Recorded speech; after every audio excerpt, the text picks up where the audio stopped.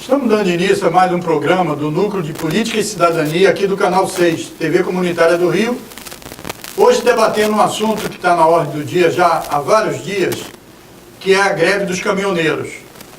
E para debater esse assunto palpitante, nós convidamos mais uma vez o professor José Carlos de Assis para opinar e trazer aí informações importantes para o nosso entendimento da repercussão política dessa greve.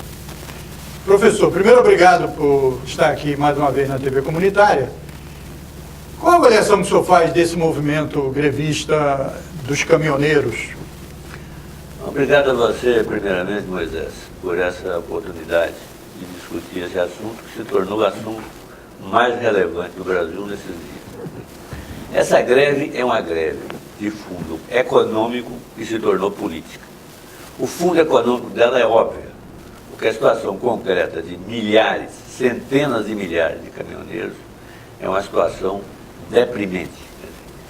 Não só eles têm um salário baixo, o salário médio deles é da ordem de 4 mil reais, portanto um salário abaixo da média.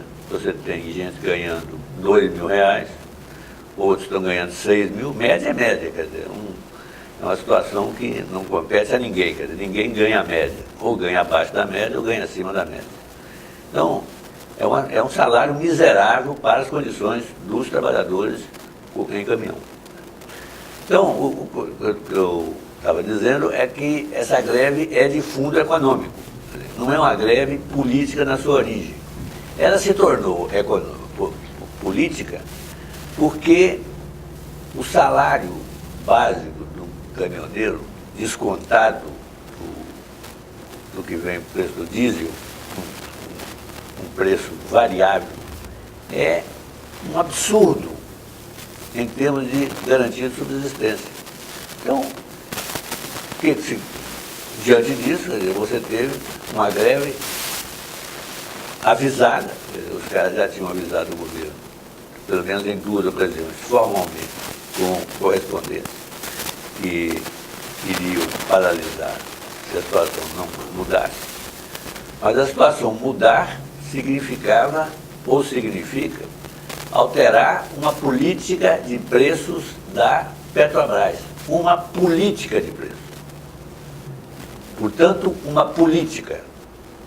A greve é contra a política de preços da Petrobras. Portanto, não pode dizer que seja uma greve meramente econômica. Ela é econômica e é política. Além disso, o presidente da Petrobras assegurou no início da greve que não haveria mudança da política de preço. Então, essa política de preço seria mantida. Diante disso, só tem um jeito. Ou você é derrotado politicamente, ou você ganha politicamente. O que está em jogo hoje é o seguinte: vão ganhar politicamente com a demissão do presidente da Petrobras, que já disse que não muda a política, ou vão perder. Os 8 dias de greve vão para o espaço. Então a situação que está em discussão é justamente essa, quer dizer, como é que vai para frente? Porque o presidente da Petrobras, eu repito, ele disse e insistiu que não muda a política. O que ele vai fazer é um remendo temporário, né, no preço do diesel, e que a política de preço continuaria lá na frente do mesmo jeito, quer dizer, variações diárias. Ele não disse que vai alterar isso. Então, essa greve, ela só terá fim com a mudança da política da Petrobras e, portanto, com a saída do presidente da Petrobras, que disse que não mudaria a política. Eu acho que isso, as pessoas têm que ter clareza nisso, né? Não é culpa dos caminhoneiros. Eles estão com uma reivindicação econômica extremamente razoável, mas o caráter político da greve aparece no momento em que o governo diz não muda a política. Quer dizer, e essa política, no fundo, o que é? Né? É uma política que começa na Petrobras, mas todo mundo sabe que o senhor Parente não faz por conta própria. Ele faz por determinação do governo. O governo, por sua vez, não faz por conta própria. O governo faz por conta da pressão das empresas petrolíferas internacionais. Então é todo um contexto político que está em jogo.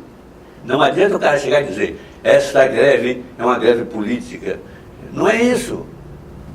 Ela é uma greve política e ela só será resolvida no plano político. Não tem jeito.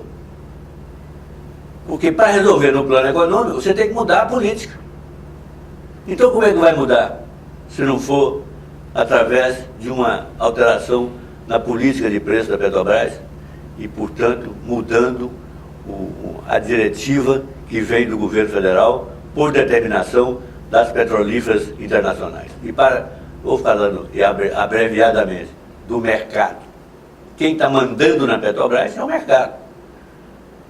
Bom, vai uma empresa estatal como a Petrobras, né, uma empresa de economia mista sob controle público, vai atuar segundo o mercado, exclusivamente? Que sentido que tem isso? Então, acaba de vender a Petrobras, ela se torna totalmente uma empresa de mercado. E vai fazer o que bem quiser. E aí vai enfrentar. Não pense também que se acontecesse uma coisa dessa, a situação se modificaria.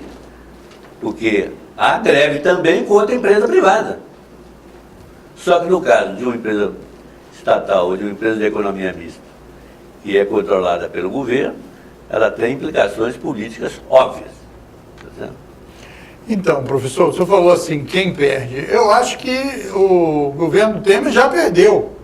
Ele já anunciou 2 vezes um acordo, etc., dizendo que a paralisação ia se encerrar e isso não aconteceu. E essa questão da política aí de preços da Petrobras, por que o senhor acha que a Petrobras mudou radicalmente a sua política de preços que vinha ocorrendo nos anos anteriores? Porque se tornou uma empresa amiga do mercado.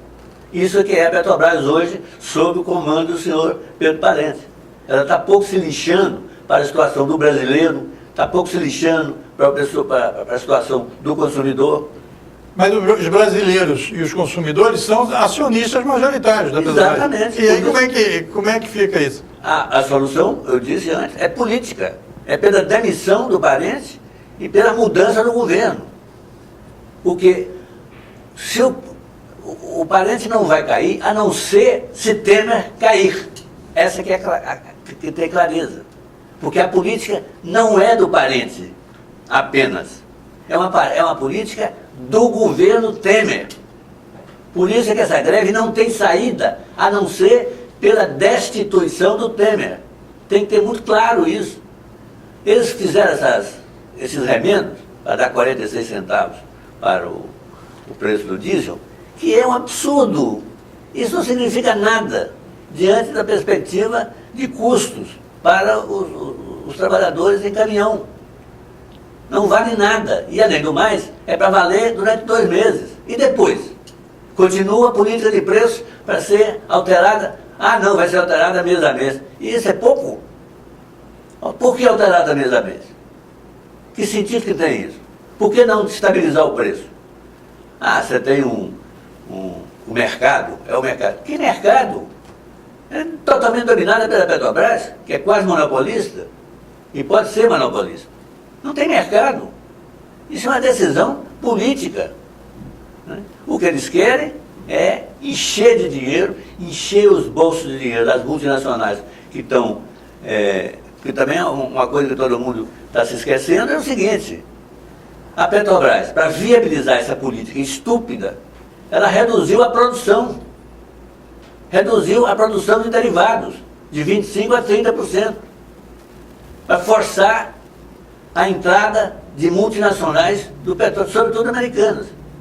Hoje 60%, 70% do abastecimento no Brasil de derivados de petróleo é feito de diesel, é feito pelas americanas. E para ela não ser competitiva, quer dizer, ganhar das multinacionais, ela se prejudica a população, prejudica o país, a economia, para criar um ambiente artificial de disputa. Exatamente, elas estão fazendo o que todo monopolista faz, só que ela é um monopolista desonesto, enquanto ela está na mão. Eles estabilizam os preços de forma, quer dizer, estabiliza a variação do preço todo mundo igual, para que não haja, a Petrobras não ganhe o mercado dessas outras que eles abriram. Exatamente. Aliás, se ela se encolheu, a Petrobras se encolheu para dar espaço. Exatamente, ela se encolhe para dar espaço às multinacionais. E prejudica o país. Ela se encolhe voluntariamente, é uma decisão do senhor Pedro Parente. Mas o próprio Eliseu Padilha disse que essa é uma política vitoriosa da Petrobras nos últimos 2 anos do governo Temer. É vitoriosa para ele, que pertence a uma quadrilha que está no governo. Para ele é muito vitoriosa. É claro, tem muita gente ganhando dinheiro com isso, deles. Tem muita multinacional ganhando dinheiro, que são os amigos dele, os amigos dessa quadrilha que está no governo. Por isso que eu digo o seguinte, chegou um ponto limite, né, é que não tem saída agora, a não ser a queda do governo. Na verdade não é a queda do governo, é a queda do regime.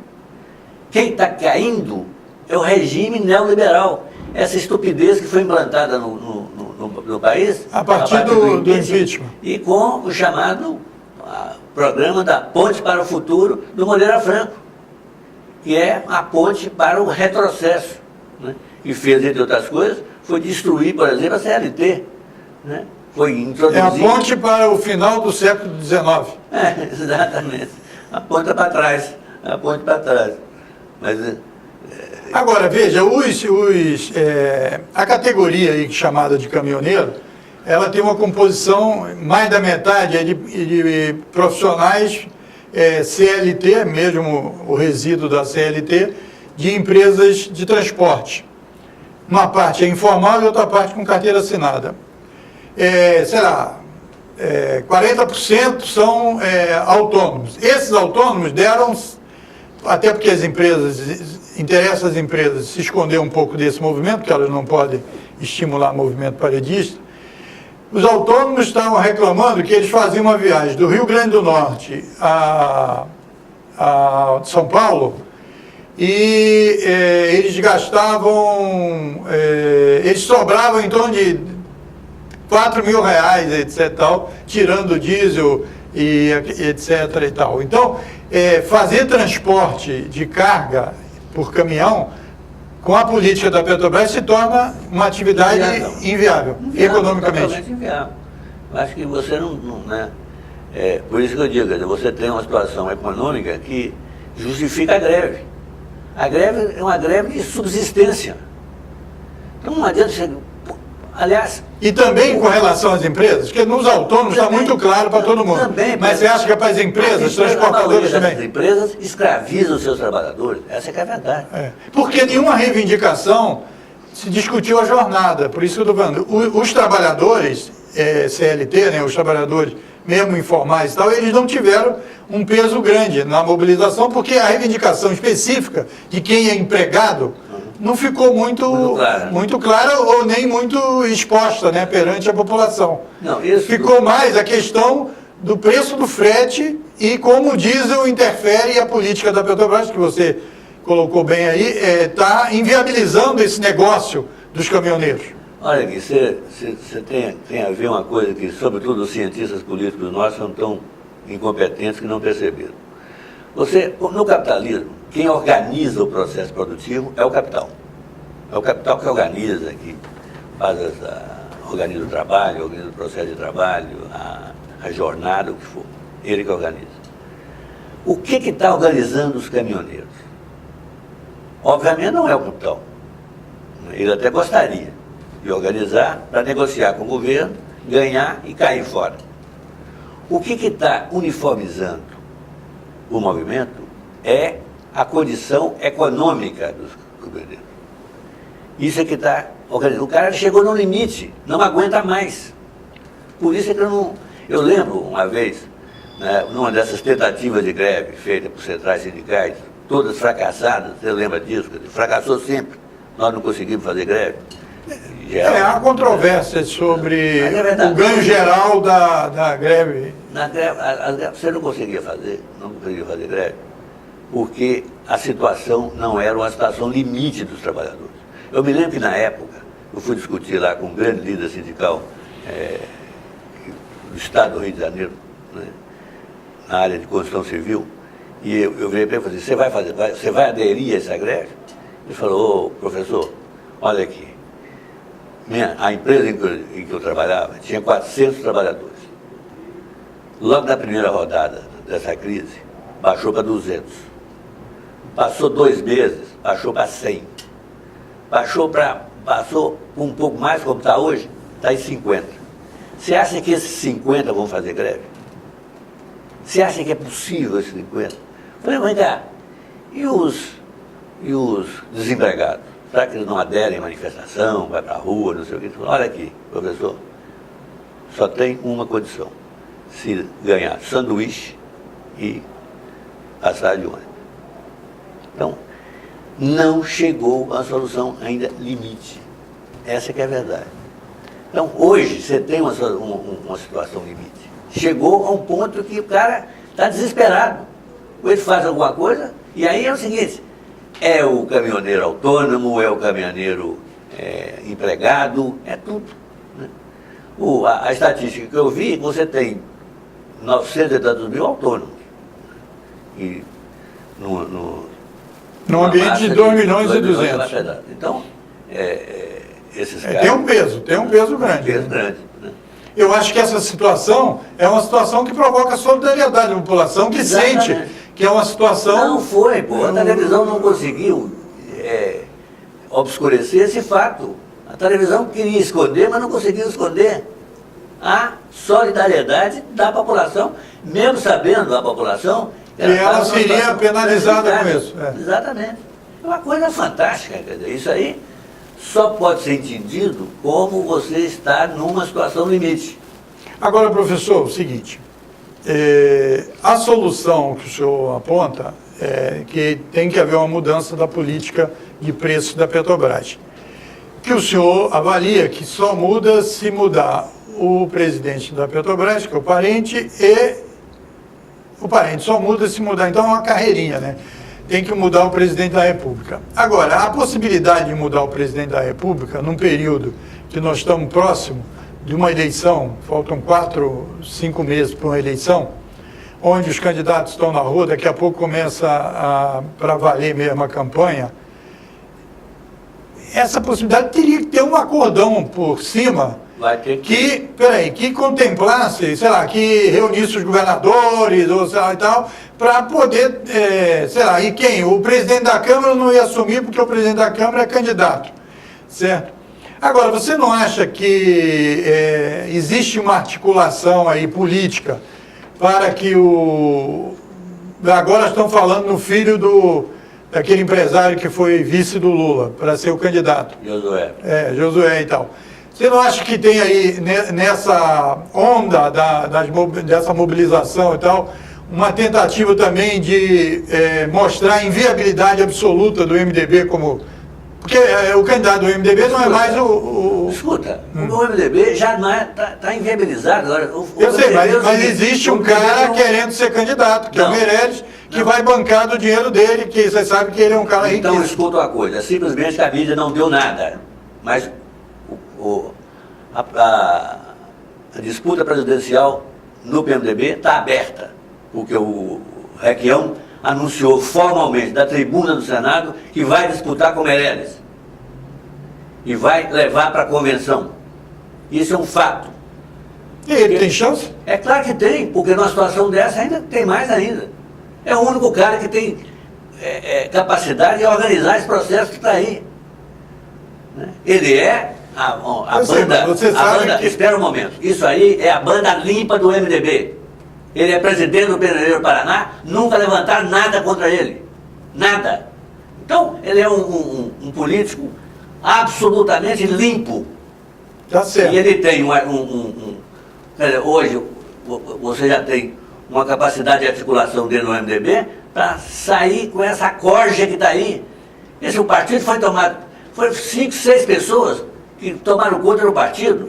É o Temer, o Requião, o Padilha, é o Moreira Franco, é o Gedel Vieira, Esses caras que estão mandando no partido, que mandaram no partido, esses vão dançar. Só se o PMDB for louco, só se a convenção for louca, que ela vai optar por Meirelles. Não tem nada disso. Mas você outra sabe... coisa, também não tem nenhum sentido achar que isso tem um propósito político, no sentido político partidário ou de governo. Não tem nada. Isso é uma greve, como eu disse, é uma greve de fome. Essa que é a verdade. Eu sei, a greve é de fome, mas os outros atores estão presentes no cenário. Estão presentes no cenário, e tentam influenciar. Você viu que vários carros saíram em intervenção militar. Não, eu sei que tem, mas isso é uma bobagem. Isso também as pessoas não sabem o que é intervenção militar. As pessoas não têm informação do que a situação nas Forças Armadas. As Forças Armadas não querem intervir, não vão intervir. A situação de hoje é completamente diferente de 64. 64 era uma situação em que os militares vieram, ocuparam um espaço e pronto, final. Ocuparam o executivo, o legislativo, o judiciário, estava tudo funcionando. Nós estamos com instituições derretidas. Se os militares pegarem isso, é um abacaxi que eles não terão como sair. Eu sei, professor, veja bem, eu não estou dizendo que vai ter intervenção militar, eu estou dizendo que todo movimento com caráter político, que o senhor falou aí no início, obviamente que as forças políticas que não estão diretamente vinculadas, elas tentam tirar rebarbas de cada movimento social. Isso é mais do que natural na luta política, certo? E eu estou querendo dizer que o MDB não é a convenção, a convenção é definida pelos caciques dos estados, certo? Então, você sabe mais ou menos a priori, certo, o que vai dar na convenção do MDB. A gente precisa, nesse caso aí, a gente não sabe até que ponto o Meirelles, porque o Meirelles até dificuldade em Goiás teve, certo? Porque o Meirelles é uma negação de toda a história, inclusive do MDB, né? E a possibilidade dele vir a ser o candidato realmente complica muito. Ele só se manteve na parada aí porque ele disse que ele vai bancar a eleição. Isso é uma bobagem tremenda, não existe nada disso, é ao contrário, ele quer meter a mão no fundo partidário do PMDB. Mas ele não domina o diretório. Meirelles não está querendo ser presidente da República, ele quer meter a mão no dinheiro do PMDB, isso é que ele quer. E por isso é que você acha que tem chance, estão então? Indignados, é claro, estão indignados. Eu sei, mas você acha que antes do processo eleitoral tem possibilidade de resolver essa parada do tema? Eu acho que tem sim. Qual seria a solução? Nós estamos... Olha, em primeiro lugar é o seguinte, não analise situações excepcionais, situações de crise, com as categorias da normalidade. Não vai ser uma coisa normal. Não foi na sucessão do Getúlio Vargas, depois do suicídio, não foi na renúncia do Jânio, não foi na deposição do Jango.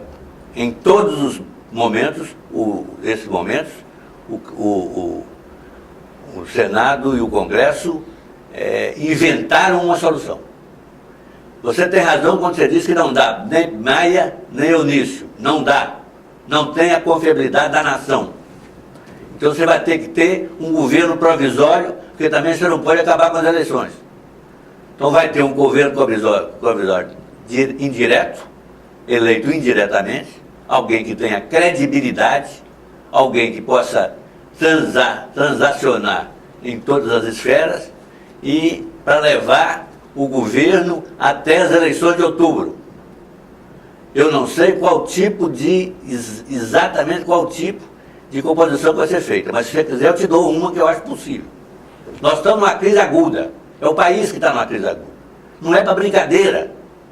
Isso é uma situação de derretimento das instituições e da economia. Acabou de sair agora uma estatística do trimestre da economia, que é ridícula. A economia está recuperando 0,4% no trimestre em relação ao trimestre anterior. Que isso? Significa nada. Isso é uma flutuação. Então, professor, é o seguinte. Então, peraí, nós estamos encerrando aqui. Então você fala aí qual é uma das soluções, ou a solução que o senhor vê mais viável. A solução que eu vejo é o seguinte. O senhor tem 2 minutos aí. A solução que eu vejo é o Congresso Nacional, na verdade,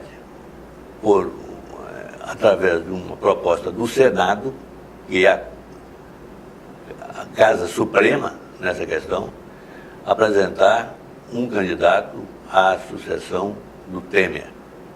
Como é que vai... Mandato tampão, Mandato bom que tampão. decidir. E aí é o seguinte... Porque ele pode querer, mas não botar ele com os 4 anos aí. Não, tem um problema que é o seguinte, ele pode não querer sair. Não dá tempo dele ser deposto. Tem que ter um acordo com ele para sair. E ele só sai se tiver cobertura mínima para não ser preso. Porque está para ser preso. Você está falando do Temer? Do Temer. Está para ser preso. Então, eu acho nessa que solução, o Temer seria... Está nervoso. Veja bem, nessa... Não, porque o senhor está falando vários assuntos, tem que explicar. Não vai sair o Temer, quer dizer, o Temer só sai se tiver um acordo. O acordo Então você está dizendo que é um acordo viabilizado pelo Senado, que envolve o Temer... E envolve o Lula. Tem que ser o seguinte, livra o Lula da prisão e impede a prisão do Temer. Faz um grande acordo em torno disso. Essa que é a saída dessa crise. Muita gente não vai gostar, porque quer o Lula preso por 1000 anos, o outro não quer porque quer o Temer preso por 1000 anos. Essa questão tem que ser resolvida politicamente. Tem que ser resolvida no Senado da República como uma proposta de reforma constitucional para viabilizar isso. Do contrário, nós não sairemos da crise. Todo mundo vai ficar com a sua... com o seu gostinho de querer o Lula preso, outros querem o Lula, quer o Temer preso, e aí nós simplesmente não sairemos do buraco. Isso. Eu queria agradecer a presença aqui do professor. Aqui é o debate aberto, então vocês fiquem tranquilos aí. O professor é veemente no seu argumento, porque tem estofo para isso, certo? Para defender uma posição clara, uma posição não necessariamente que agrade um ou outro, mas o professor analisa, tem contatos, vive em Brasília e sabe, e tem essa opinião dele que você deve refletir, analisar com as suas bases, certo? Ver se a posição do professor é uma posição realmente viável. É assim que a gente debate aqui na TV.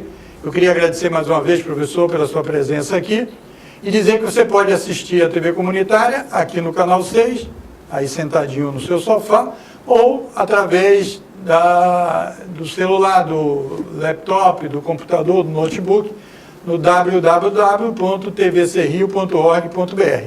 Obrigado por sua paciência e até o próximo Núcleo de Política e Cidadania.